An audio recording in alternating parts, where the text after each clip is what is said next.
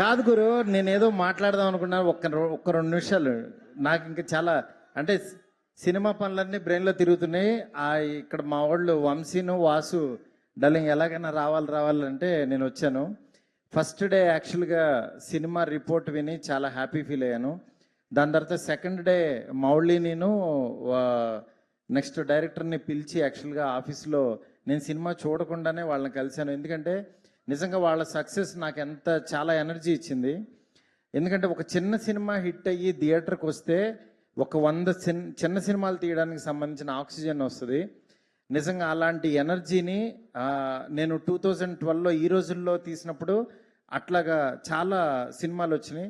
నిజంగా మీ little hearts అనేది అంత ఎనర్జీ ఇచ్చింది మళ్ళీ. ఎందుకంటే థియేటర్కి రారేమో, సినిమా చూడటానికి ఓటీటీ కోసం ఎదురు చూస్తున్నారు అందరూ అనుకుంటే, లిటిల్ హార్ట్స్ కోసం ఫ్యామిలీస్ వచ్చి చూస్తున్నారు. ఇది నిజంగా మనం మళ్ళీ ఒక కొత్త పాత్ చూపించారు వీళ్ళు. నిజంగా వాళ్ళందరికీ ఎంత అభినందించినా సరే తక్కువ అవుతుంది.